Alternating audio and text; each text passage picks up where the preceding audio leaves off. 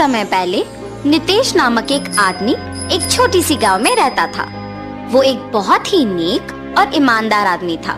वो छोटी उम्र से ही अपने पिता की तरह मटके में कुल्फियाँ बना के उसके बाद उन पे रंगीले बर्फ भर के उन्हें बेचता था। कुल्फी कुल्फी, मलाई कुल्फी, पिस्ता कुल्फी, बादाम कुल्फी, रोज कुल्फी, ले लो भाई ले लो। घर पे बनाए हुए ताजा कुल्फी, सिर्फ 5 रुपए में आपके मनपसंद कुल्फी। सभी बच्चे उसके जोर जोर से चिल्लाने पर उसकी बात सुन के उसके बनाए हुए कुल्फी स्वादिष्ट रहने पर उन्हें खरीदते थे। ऐसे उसकी कुल्फी का व्यापार अच्छा चलता था। एक दिन जब नितेश कुल्फियाँ बेच रहा था, उसके पास एक बालक आता है। अंकल, जरा ये लेके मुझे एक कुल्फी देना। तुम सोने का चेन के बदले में कुल्फी मांग रहे हो? किसका है ये? ये चेन मेरी माँ का है। उन्होंने मुझे कुल्फी खरीदने के लिए पैसे नहीं दिए, इसीलिए मैंने उनको बताए बिना ये चेन लेके आया हूँ। ये लेके मुझे कुल्फी दे दो। तुम्हारे माँ को बताए बिना ऐसे इतनी महंगी चेन लाना गलत है ना बेटा। ऐसे नहीं करते। ये चेन अपने माँ को वापस कर दो। मुझे तभी पैसे दो जब तुम्हारे पास है। ऐसे कह के उस बच्चे को कुल्फी देके वहाँ से चला जाता है। मगर जब वो कुल्फी खाते हुए चल रहा था, उसे एक और कुल्फी बेचने वाला दिख जाता है और वो सोचता है, अगर मैं इस अंकल को भी ऐसे ही सोने का चेन दूंगा तो वो पहले अंकल की तरह मना करके मुझे मुफ्त की कुल्फी दे देंगे और मैं 2 कुल्फियाँ खा सकता हूँ। ये ऐसे सोचकर उसके हाथ में रहे कुल्फी को जल्दी से खत्म करके उस दूसरे आदमी के पास जाता है। अंकल अंकल, ये चेन लेके मुझे कुल्फी दीजिए ना। ठीक है बेटा, 1 कुल्फी क्या 2 लेके खाओ। ऐसे कह के बबलू के पास से वो चेन लेके उसे 2 कुल्फियाँ दे के वहाँ से चला जाता है। बबलू अपने दोनों हाथ में कुल्फियाँ देख खुश होके चेन के बारे में भूलकर खाते हुए वहाँ से घर चला जाता है। इतने में बबलू की माँ सोने का चेन ना दिखने पर घर पूरा ढूंढती है और तभी बबलू घर आता है। बबलू, क्या तुमने मेरा सोने का चेन देखा है बेटा? यहीं पे रखा था। अरे रे, 2 कुल्फियाँ मिलने की खुशी में मैं तो चेन के बारे में भूल गया ना। अब अगर मैं माँ को ये बताऊंगा तो मुझे पक्का डांटेगी। अब मैं माँ से क्या कहूँगा? ऐसे वो मन में सोचता है।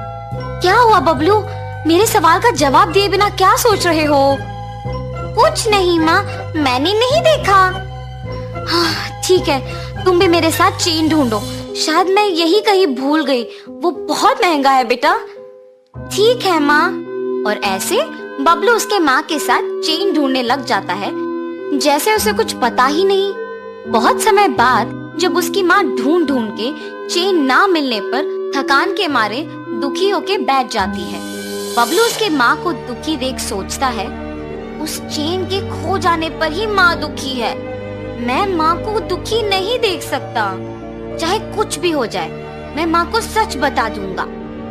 ऐसे अपनी माँ के पास जाता है और कहता है, माँ, आपके डांटने के डर से मैं सच नहीं बता पाया। मैं कुछ नहीं कहूँगी बेटा। सच क्या है? माँ, आपने कुल्फी खरीदने के लिए पैसे नहीं दिए ना, तो मैंने आपके सोने के चेन लेके कुल्फी वाले को देकर उससे कुल्फी लिया। 5 रुपए की कुल्फी के बदले में तुमने इतना महंगा चेन दे दिया। ऐसे करना गलत है बबलू। ऐसे फिर कभी मत करना। उस कुल्फी वाले को पहचान सकोगे? हाँ माँ, पहचान पाऊंगा। उसके ऐसे कहने पर बबलू की माँ अगले दिन कुल्फी बेचने वालों का इंतजार करती है। ऐसे दोपहर के समय में नितेश जब उस तरफ आता है तो बबलू की माँ उसके पास जाके कहती है, क्या तुम कल भी यहाँ आके कुल्फी बेचे? जी हाँ। आप ऐसे क्यों पूछ रहे हो? बच्चा अगर भोलेपन में आके तुम्हें एक महंगी चेन के बदले में कुल्फी मांगेगा तो ले लोगे क्या? हाँ, ये आप क्या कह रहे हो? मुझे कुछ नहीं समझ आ रहा। तुम कुछ मत कहो। मेरे ही बेटी की गलती है, इसीलिए मैं कुछ नहीं कह रही हूँ। बस मुझे मेरा चेन दे दो और मैं चली जाऊंगी। मैडम, मैंने वो चेन नहीं लिया। मैंने उस बच्चे को कहा भी कि वो चेन उसके घर में वापस लौटा दे, उसने आपको आके नहीं दिया? चेन देना ना पड़े इसलिए झूठ बोल रहे हो तुम? नहीं नहीं, मैं सच कह रहा हूँ। आप अपने बेटे को बुला के पूछिए तो सही। बबलू, बबलू। हाँ माँ। बबलू, क्या यही वो आदमी है जिसको तुमने मेरा सोने का चेन दिया? नहीं माँ। और ऐसे वो अपने माँ को नितेश के साथ जो भी हुआ समझाता है। कल मेरे इस तरफ आने की वजह से ही मुझे सोने का चेन मिला था। काश आज भी ऐसा कुछ हो। ऐसे सोचते हुए उस तरफ जा रहे कुल्फी वाले को बबलू देखता है। माँ वही वो अंकल है जिन्होंने मुझसे चेन लेके कुल्फी दिया था। कल तुमने मेरे बेटे को कुल्फी देके चेन लिया था ना? वापस कर दोगे कि सबको बुलाऊं? अब ये बच्चा इतना जोर से कह रहा है कि मैंने ही लिया है तो मुझे लौटाना ही पड़ेगा, वरना उसकी माँ सबको बुलाएगी। लालच के मारे यहाँ आना अनावश्यक था। चेन दिए बिना क्या सोच में पड़ गए हो तुम? मुझे माफ कीजिए दीदी। ऐसे वो आदमी उसका गलती मानकर उसके पास के सोने का चेन बबलू के माँ को दे देता है। बच्चे मासूमियत में अगर आके महंगी चेन के बदले में अगर कुल्फी मांगे तो क्या दे दोगे? उन्हें इतना भी नहीं बताओगे कि वो गलत है? उस कुल्फी वाले ने ऐसे ही लालच के बिना मेरे बच्चे को गलती करने से रोका था। आइंदा ऐसे कभी मत करना। इस आदमी से सीखो।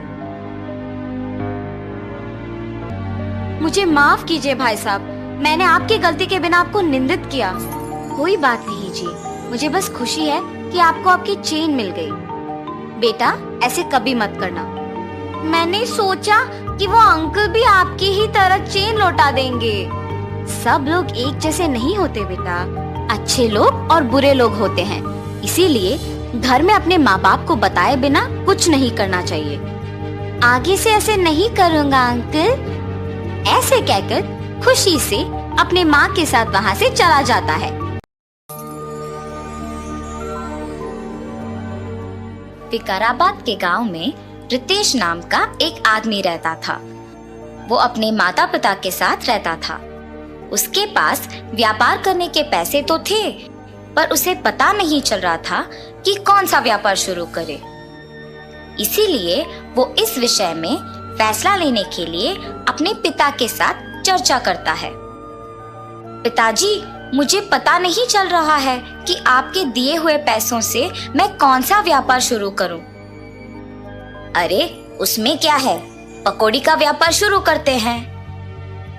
पकौड़ी का व्यापार?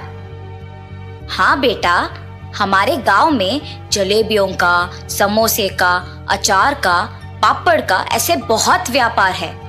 तो तुम्हें कुछ अलग व्यापार करना होगा। गांव में जो व्यापार नहीं है, अगर तुम करोगे तो अच्छा लाभ पाने का मौका होगा। सिर्फ सादा पकौड़ी कौन खरीदेगा पिताजी?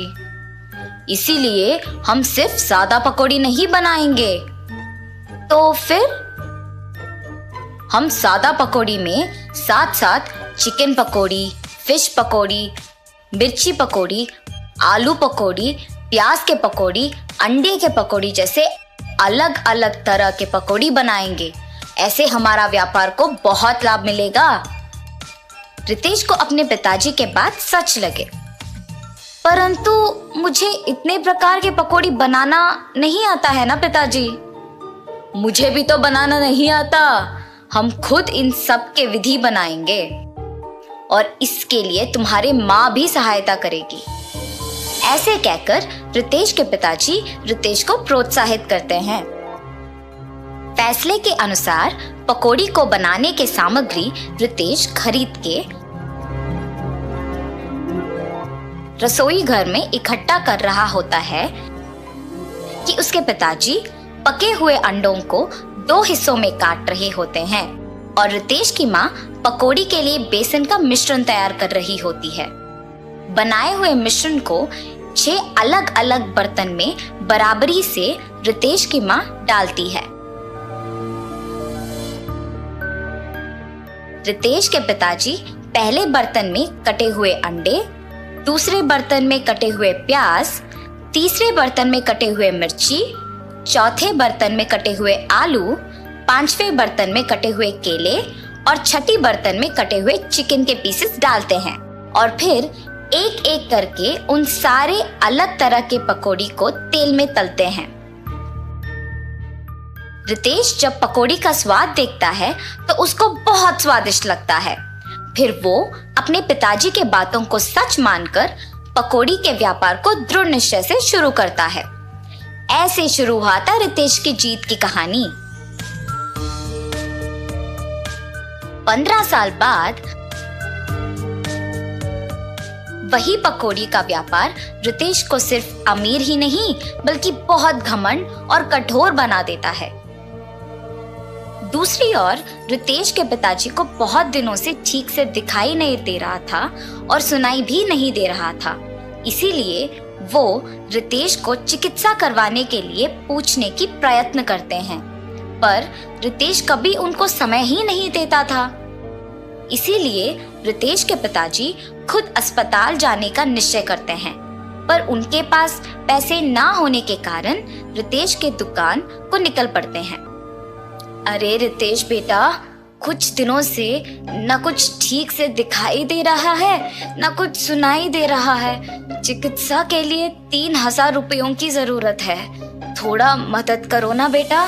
क्या 3000 रुपए? उतने पैसे तो मेरे पास नहीं है। पर बेटा, कल ही तो तुमने बहू को बताया था कि हर रोज तुम्हें 30,000 मिलते हैं। आप पहले यहाँ से चलिए, कह रहा हूँ ना पैसे नहीं है। और घर चले जाते हैं। घर पहुंचने के बाद चिकित्सा के पैसे मांगने रितेश के पास गया था, पर उसने ये कहकर भेज दिया कि उसके पास पैसे नहीं हैं। क्या 3000 के लिए उसने ऐसा कह दिया? व्यापार तो अच्छा चल रहा है ना। शायद उसको हमारा यहाँ रहना पसंद नहीं। बहू ने भी खाना सिर्फ उन दोनों के लिए बनाया है, मैंने हम दोनों के लिए खाना बनाया है। तो फिर यही है, हमारा यहाँ रहना वो दोनों चाहते ही नहीं है। चलो इसी रात को यहाँ से निकलते हैं। ऐसे फैसला करके दोनों उसी रात गांव से निकल जाते हैं। माता पिता के लापता होने पर भी रितेश को चिंता नहीं हुई। अगर किसी ने पूछा तो कहता था कि तीर्थ यात्रा पे गए हैं। रितेश को पकौड़ी के व्यापार में लाभ ही लाभ आ रहा था। वो उसके दुकान में 10 और सहायक को काम पे लगा के उनको सारे पकौड़ी के विधि सिखा के काम करवाता था। इसके अनुसार उसने पकौड़ी के दाम भी बढ़ा दिया था। मिर्ची पकौड़े 5 रुपए के 10 पीस, प्याज के पकौड़े 8 रुपए के 10 पीस, आलू के पकौड़े 10 रुपए के 10 पीस, अंडे के पकौड़े 15 रुपए के 10 पीस, चिकन के पकोड़े 20 रुपए के 10 पीस और मछली के पकोड़े 25 रुपए के 10 पीस। पकौड़ी का स्वादिष्ट होने पर लोग भी बहुत आते थे, जिसकी वजह से रितेश का दुकान हमेशा भीड़ से भरा और व्यस्त रहता था और दुकान का लाभ भी दुगना हो गया था। रितेश ऐसे ही उसकी संपत्ति बढ़ाने में दिन भर व्यस्त रहता था और उसकी पत्नी भी अपनी समय अपनी सहेलियों के साथ बिताने में और पैसे खर्च करने में व्यस्त रहती थी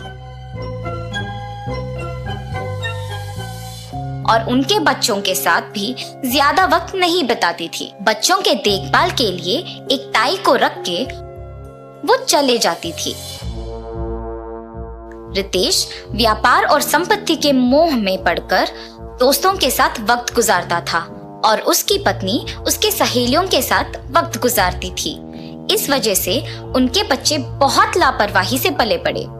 रितेश अपने बच्चों को अनुशासन से नहीं बड़ा कर पाया और अपने बीवी को उसके शौक से दूर नहीं रख पाया। अब रितेश के साथ प्यार से 2 बातें करने के लिए भी कोई नहीं था। उस समय में उसको उसके माता पिता की बहुत याद आती है। मैं कितना मूर्ख हूँ, प्यार से देखभाल करने वाली माँ और जिस व्यापार को इतने जिम्मेदारी से देखभाल कर रहा हूँ उसका मार्गदर्शन करने वाले पिताजी को मैंने अनादर किया है। न जाने वो कहाँ हैं, क्या कर रहे होंगे। मैं तुरंत उनको ढूंढ के घर वापस लेके आता हूँ। रितेश अपने माता पिता को ढूंढने अपने कार में निकल जाता है। गांव में ढूंढते ढूंढते उसको अपने माता पिता गंदे फटे हुए कपड़ों में नजर आते हैं। ये देख रितेश भाग के उनके पास जाता है और कहता है, आप ऐसे कैसे? ये सब मेरा ही गलती है पिताजी, मुझे माफ कीजिए और कृपया मेरे साथ घर चलिए माँ। रितेश को अपनी गलती का एहसास होता है और वो अपने माता पिता के साथ घर वापस आता है। अपनी पत्नी को बोलता है कि आज से जो भी होगा माँ के अनुसार होगा और व्यापार का सारा संपत्ति अपने पिताजी के हाथ कर देता है। रितेश सिर्फ सहायकों का और पकौड़ी के विधि का देखभाल करता है और उसकी पत्नी बच्चों का देखभाल और पढ़ाई का ध्यान रखती है। सुख संपत्ति और परिवार का प्यार पाके सब सदा खुश रहते हैं। इस कहानी का नैतिक है, माता पिता से बढ़कर इस दुनिया में और कुछ नहीं है। परिवार का प्यार और देखभाल से बढ़कर और कोई जिम्मेदारी नहीं होती है। एक गांव की एक छोटी सी घर में मधुकर नामक एक आदमी रहता था। वो गन्ने की रस बना के बेचता था। मधुकर को बहुत मेहनत करके काम करने की मानसिकता था। एक दिन मधुकर गन्ने की रस बना के बेच रहा था। तब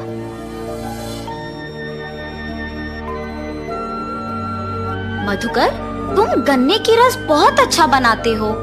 हाँ मधुकर, तुम्हारे हाथों में जादू है।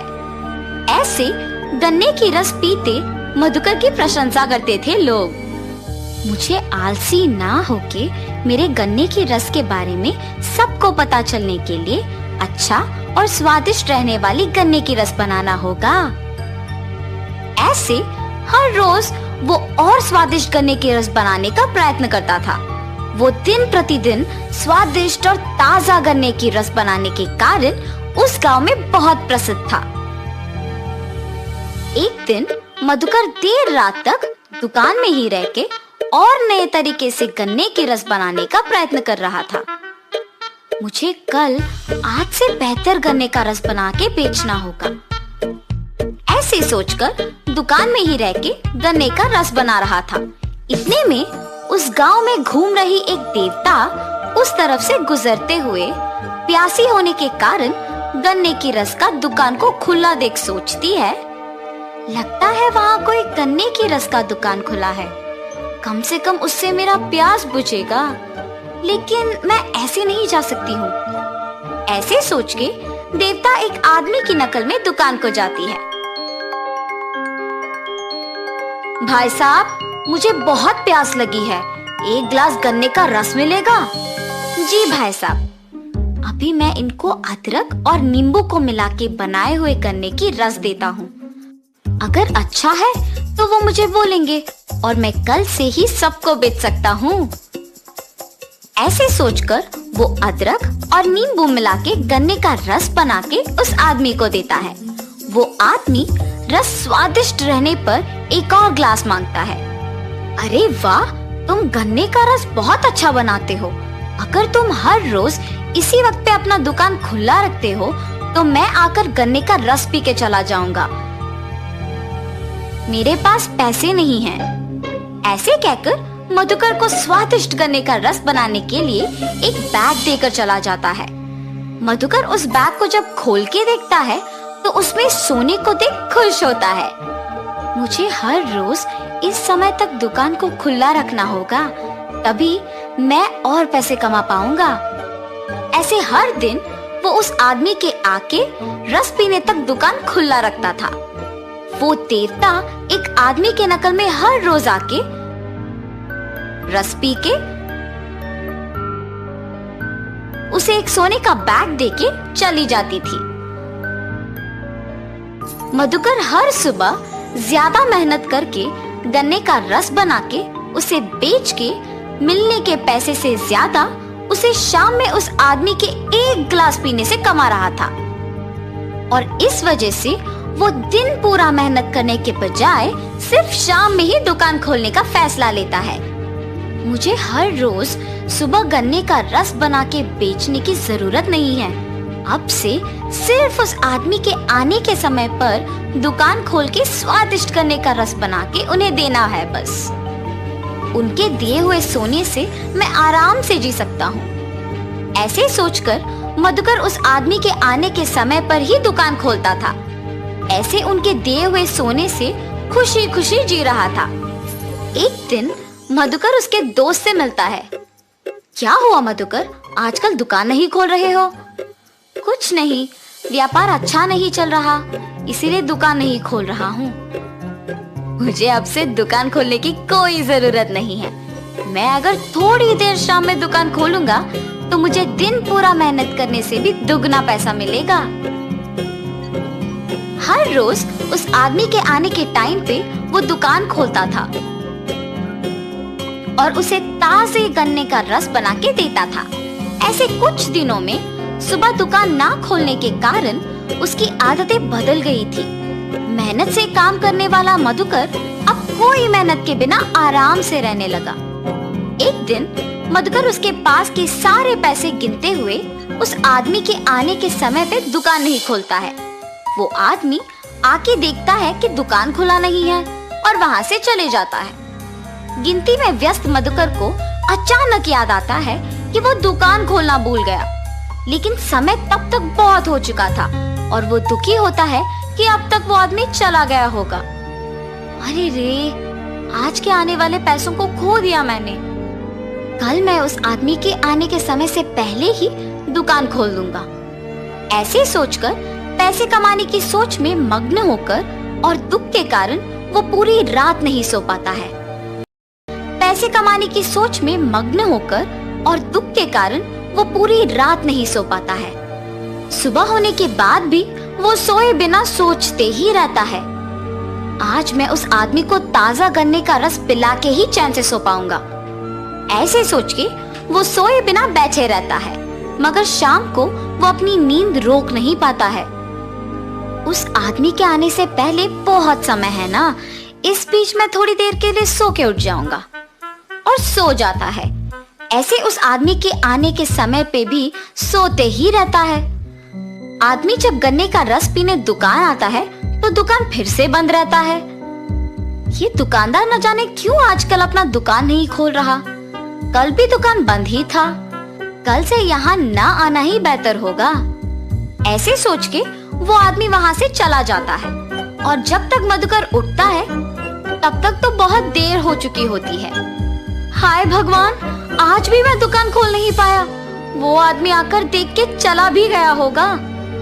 अगले दिन वो ध्यान से दुकान उस आदमी के आने के समय पे खोलता है, लेकिन बहुत देर इंतजार करने पर भी वो आदमी लौट के नहीं आया। ऐसे मधुकर कुछ दिन और इंतजार करता है, मगर वो आदमी लौट के नहीं आता है। उस आदमी का लौट के ना आने का वजह मैं ही हूँ। मेरे 2 दिन दुकान ना खोलने के वजह से ही उसने आना बंद कर दिया। मुझे दुगना पैसा मिलने पर मैंने मेहनत करना बंद कर दिया। मेरे पास के पैसे सारे खत्म हो जा रहे हैं। अगर मैं कल से वापस दुकान को हमेशा की तरह सुबह नहीं खोला तो मुश्किल हो जाएगा। अगले दिन से वो सुबह ही दुकान खोल के गन्ने का रस बना के बेचना शुरू करता है, मगर बीच में कुछ दिन आलसी बनने के कारण काम नहीं कर पाता है। लेकिन खुशी से जीने के लिए अपने आप को बदल के मेहनत से गन्ने का रस बेच के काम करने लगता है।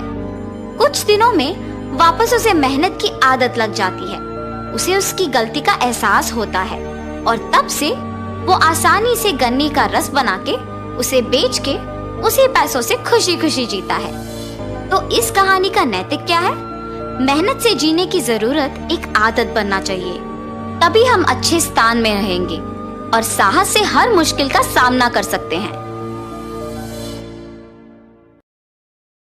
एक गांव में दिनेश और गायत्री नामक पति पत्नी रहते थे। उनके मालिनी और चंदू नामक 2 बच्चे भी थे। दिनेश एक छोटा नौकरी करता था और उसी से आए हुए पैसों से अपना घर चलाता था। ऐसे उनका परिवार खुश रहता था। एक दिन दिनेश हमेशा की तरह कार्यालय में अपना काम कर रहा था जब उसे अपने सहयोगी के वजह से नौकरी से निकाला गया था। उसे नौकरी से निकाल देने पर वो रोज आने के समय से पहले ही घर पहुंच जाता है, किसी से बात नहीं करता है और उसके कमरे में बैठ जाता है।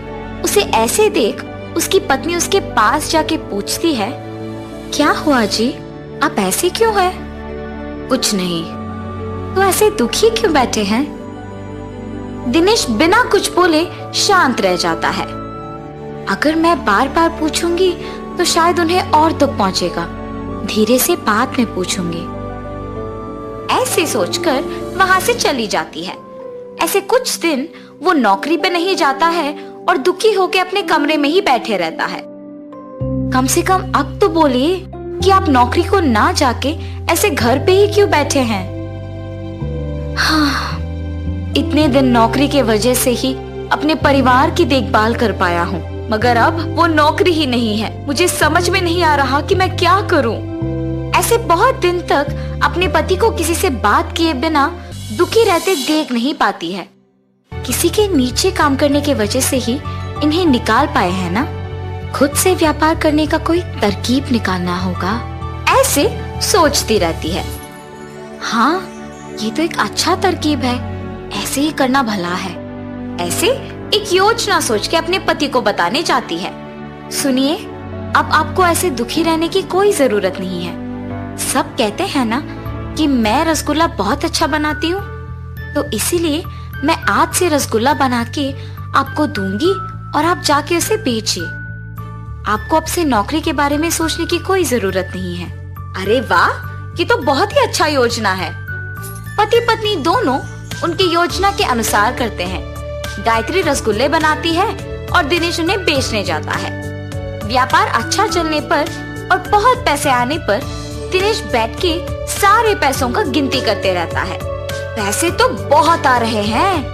अब से मुझे हर रोज जाके रसगुल्लों को बेचने की कष्ट लेने की कोई जरूरत नहीं है। हफ्ते में एक भी बार जाके बेचूं तो बस है। आए हुए पैसों से खुश रह सकते हैं। ऐसे सोचकर अगले दिन जब उसकी पत्नी रसगुल्ले तैयार करके रखती है तो वो अखबार पढ़ते रहता है। मैंने रसगुल्लों को बहुत पहले तैयार कर दिया है जी, अब तक आप नहीं गए? आज से रसगुल्ले हर रोज बना के रखने की कोई जरूरत नहीं है। मैं जिस दिन कहता हूँ उसी दिन बनाओ तो काफी है। आज मैं रसगुल्ले बेचने के लिए नहीं जा रहा हूँ। अरे रे, तो फिर आज बनाए हुए रसगुल्ले व्यर्थ हो जाएंगे ना। आज के लिए इनको बेच दीजिए ना। मुझे पूछे बगैर तुमने रसगुल्ले क्यों बनाए? इसीलिए इन्हें बेकारी होने दो। ऐसे गुस्से में उसकी पत्नी से कहता है और उन रसगुल्लों को बेचने बाहर जाता है। तब से उसके विचार के अनुसार ही तभी रसगुल्ले बनवा के बेचने जाता है जब उसे पैसों की जरूरत होती है। एक दिन गायत्री के पास एक आदमी आता है। जी, कौन है आप? किसके लिए आए हैं? माता, मेरा नाम आदित्य है। मैं पड़ोसी गांव में रसगुल्ले बेचता हूँ। जब मैंने सबको पूछा कि रसगुल्ले कौन अच्छा बनाता है तो एक औरत ने आपका नाम लिया। इसीलिए मैं आपको ढूंढते हुए यहाँ आया। आप मुझे हर रोज ऐसे रसगुल्ले दे सकते हो? क्या मैं इस आदमी को रसगुल्ले बना के दूं या नहीं? लेकिन पड़ोसी शहर में ही तो बेचेगा ना। ऐसे सोच में पड़ जाती है। क्या हुआ माता, आप मेरे पूछे हुए सवाल का जवाब दिए बिना सोच में पड़ गए? क्या मुझे रसगुल्ले बना के देने में आपको कोई दिक्कत है? अगर है तो बोल दीजिए, हम उसका हल ढूंढेंगे। लग रहा है कि ये आदमी अच्छा ही है। अगर मैं इनको मेरे पति के बारे में बताऊंगी तो शायद हम दोनों मिलकर उनमें बदलाव ला सकेंगे। आप किस बारे में इतना सोच रही हैं? मेरे पति भी आप ही की तरह इस शहर में रसगुल्ले बेचते हैं। ऐसे उसको उसके पति के बारे में बताती है और आदित्य सोच में पड़ जाता है।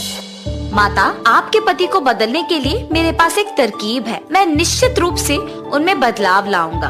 आप बस मुझ पे भरोसा रखें, रसगुल्ले बना के दे दीजिए। ऐसे वो रसगुल्ले लेकर उसी गांव में दुकान लगा के बेचने लगता है। इतने में पैसों की जरूरत होने पर दिनेश उसके पत्नी से रसगुल्ले बनवा के बेचने गांव में जाता है। सारा गांव घूमने पर भी कोई उससे रसगुल्ले नहीं खरीदता है और उल्टा उससे किसी और के रसगुल्ले के दुकान के बारे में गांव वाले बताते हैं। इससे वो घर वापस दुखी लौट आता है। क्या हुआ जी, आप दुखी क्यों हो? कोई इसी गांव में रसगुल्लों का दुकान लगा के बेच रहा है। गांव वाले उसी से खरीद रहे हैं क्योंकि वो बहुत स्वादिष्ट है।